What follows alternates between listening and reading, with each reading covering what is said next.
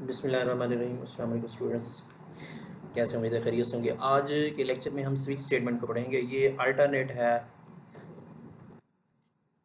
If else statement का। ठीक है जी, इसमें भी मल्टीपल कंडीशंस होती हैं, मल्टीपल केसेस होते हैं जिसमें से एक केस को चूज़ करना होता है। पहले हम इसके डेफिनेशन की तरफ आते हैं। Switch statement, a switch statement is a control structure, एक तरह की control structure in programming that allows you to execute one block of the code among many options, जिसमें बहुत सारी ऑप्शंस होती हैं। जैसे आपके पास ये इसका सिंटैक्स है स्विच, और कोई एक्सप्रेशन होता है, ये एक ऑप्शन ये है, उसके बाद ये दूसरी केस ऑप्शन होती है, फिर इसी तरीके से चलती जाती है। अगर किसी केस के साथ मैच नहीं करती तो सीधा डिफ़ॉल्ट की तरफ आते हैं। अब हम इसके मज़ीद देख लेते हैं इसको। Based on the values of the expression, it's often used as a cleaner alternate to the multiple if else if statement का। ये इसका अल्टरनेट है इफ एल्स इफ का।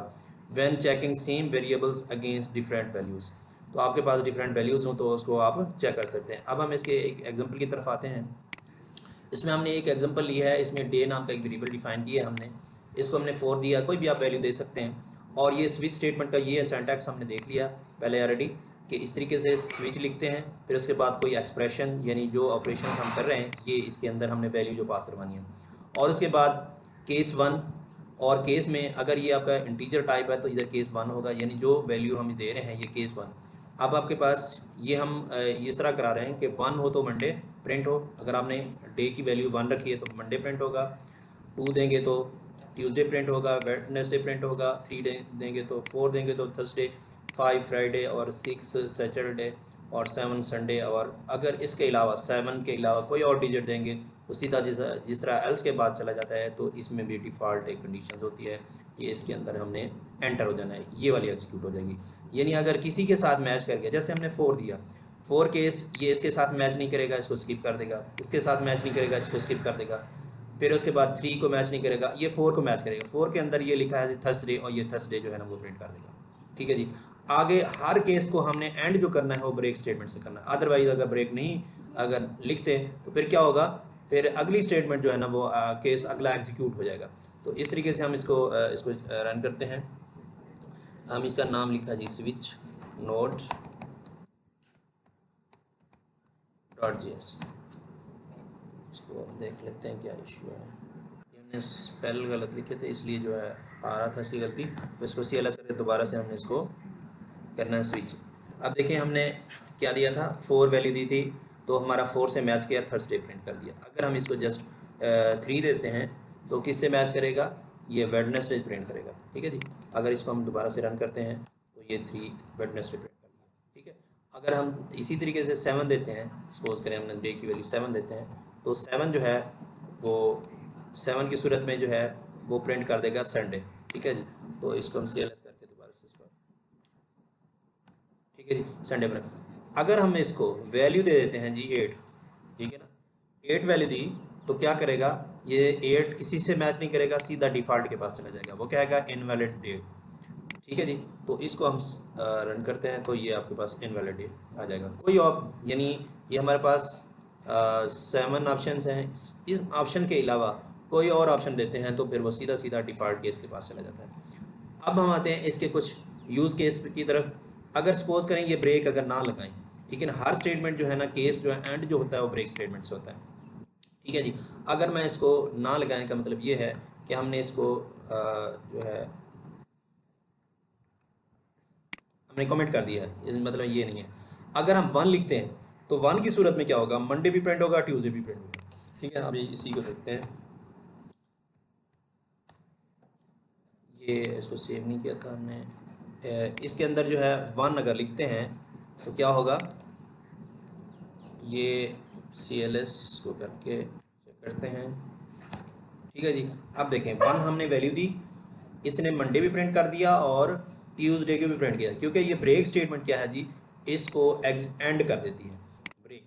ठीक है जी। ब्रेक मतलब है ख़त्म करना, एंड करना, टर्मिनेट करना। तो इसलिए जो है इसने क्या किया, अगले केस की स्टेटमेंट को एग्जीक्यूट कर दिया। जहाँ उसको ब्रेक मिलेगा वहाँ रुक जाए। अब उसको ब्रेक इस जगह पे मिला, तो इसलिए जो है ना ये इधर उसने एंड कर दिया, क्लोज कर दिया, टर्मिनेट कर दिया। ठीक है जी।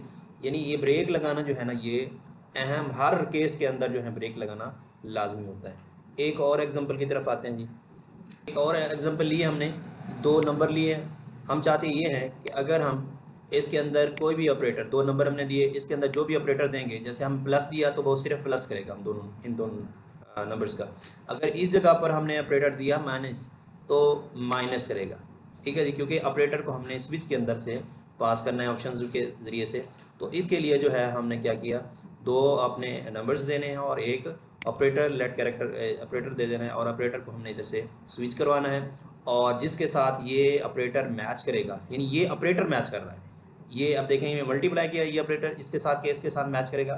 और ये ख़ास क्या रखना है, जब केस के अंदर नंबर हो तो फिर इन्वर्टेड कॉमास की ज़रूरत नहीं पड़ती, जब आपके पास कोई कैरेक्टर हो तो फिर आप डबल इन्वर्टेड कॉमास में इसको इंक्लूड करना है।